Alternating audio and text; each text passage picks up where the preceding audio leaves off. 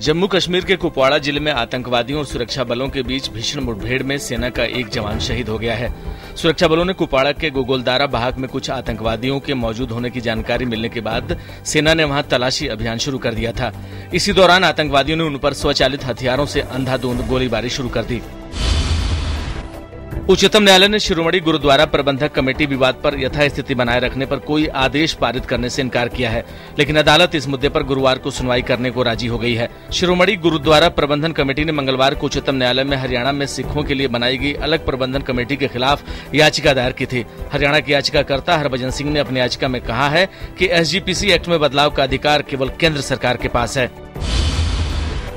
हरियाणा के कुरुक्षेत्र में HSGPC के समर्थकों ने गुरुद्वारे पर कब्जा करने के लिए बुधवार को पूरी तैयारी के साथ धावा बोला।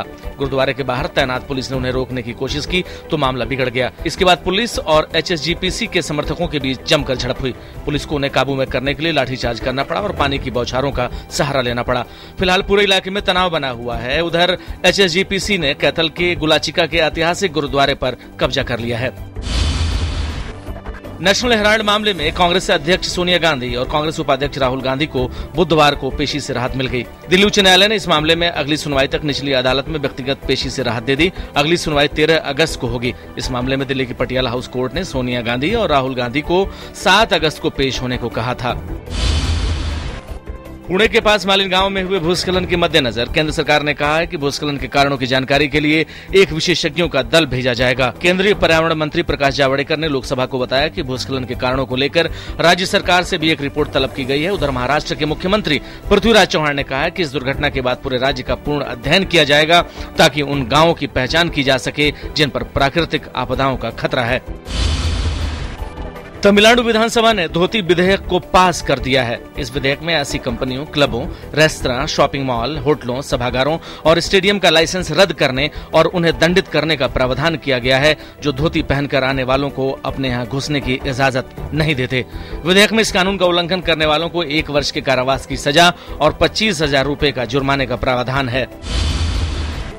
विदेश मंत्री सुषमा स्वराज ने कहा है कि नेपाल में कोसी नदी पर हुए भूस्खलन से बिहार में अब बाढ़ का खतरा टल गया है और अब बिहार पूरी तरह सुरक्षित रहेगा। राज्यसभा में वक्तव्य के बाद जनता दल यूनाइटेड के शरद यादव द्वारा इस संबंध में पूछे गए सवाल पर सदन में सुषमा स्वराज ने ये जानकारी दी।